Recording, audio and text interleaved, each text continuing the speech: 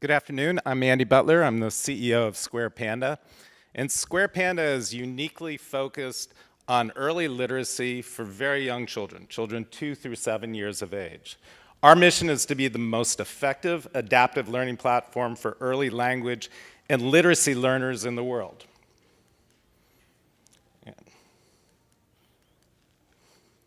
And one of these buttons will advance it to the right.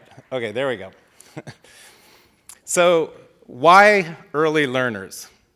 For anybody who's multilingual, who learned in an early language, the answer is obvious. But from a neurological standpoint, 85% of the brain's neural circuitry gets formed in the first 7 years of life. So of course, if you're going to be teaching reading or a second or third language, this is the opportune time to actually do it. And if you do this, you open up a whole range of opportunities for children. And if you don't do it, these children will suffer consequences. In the United States, the statistics are catastrophic.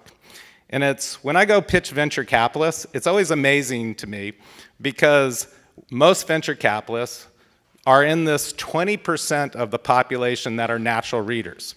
Natural readers are defined as children who, when exposed to adult language, the full 47 phonemes of the English language, and who have access to books, actually don't need their parents to read to them every night. They will teach themselves to read. In the venture capital community, because success in our education system is driven by early literacy. If you're not reading fluently by the 4th grade, the statistics are actually pretty catastrophic for you.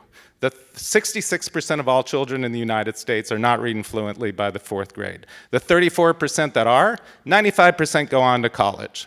The 66% that aren't, in the 5th grade, the gap in terms of all their knowledge in all their different courses increases. In the 6th grade, it increases further. And by the 8th grade, that 66%, for the most part, are so far behind the 34%, they never catch up, unless their parents are affluent and can afford private schools and tutors. So that's actually obscene. Essentially, what we're saying in the US society is that your fate for the rest of your life is pretty much statistically determined by the 3rd or 4th grade. So in terms of bilingualism, we can go past the limitations in the US system and actually look at what happens when children learn a second language. And we have operations in both China and the United States. We're sort of a rare startup in that right out of the gate, we had operations in both places. And we treat the offices equally. Our staff, our senior staff, is equally composed of our Chinese counterparts as well as the US Silicon Valley-based counterparts. But the opportunity in China is bilingualism. And we know when a child learns a second language in this period of time, it opens up opportunities elsewhere. And to understand that, you understand the neurology of early childhood. The more you exercise the brain in this 2 through 7 year period of time, the greater the neural circuitry that gets formed, and that has impact on math skills, on executive function skills, on socio involvement skills, etc.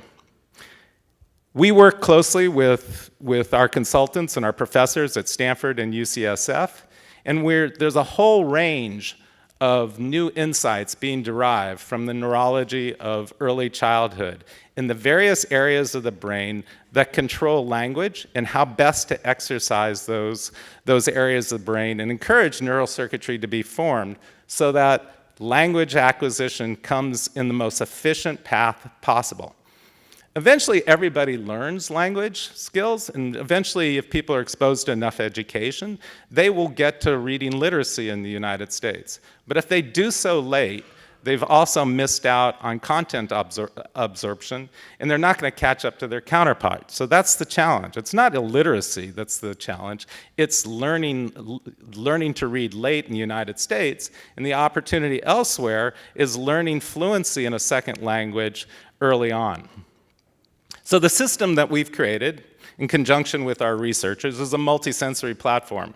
It does have a physical element that speaks to tablets, but really the most important element are all the software architecture that we put together.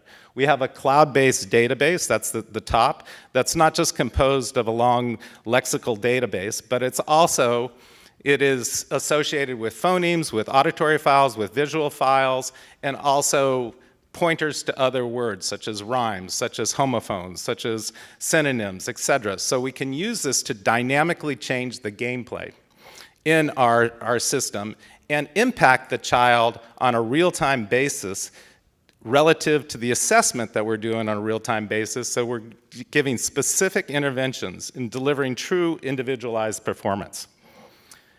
And this is the process that we've created in our system. It is a continual improvement system where we're acquiring data on each child's performance, optimizing that relative not just to curriculum efficacy, but also in terms of engagement. Is the child, if you don't have the child enjoying the experience, you don't have the opportunity to actually teach them curriculum. So all those elements are equally important to us.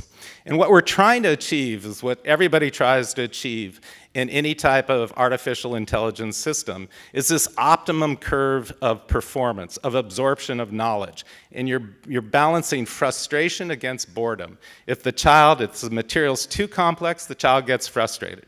If it's too easy, the child gets bored. So you want to keep them in that zone of optimum performance, but that requires real-time assessment and adjustment dynamically of the gameplay as well as the curriculum. And I'm running out of time, so on that note, I thank you all for attending, and if you have any questions, you can see me afterwards. Thank you.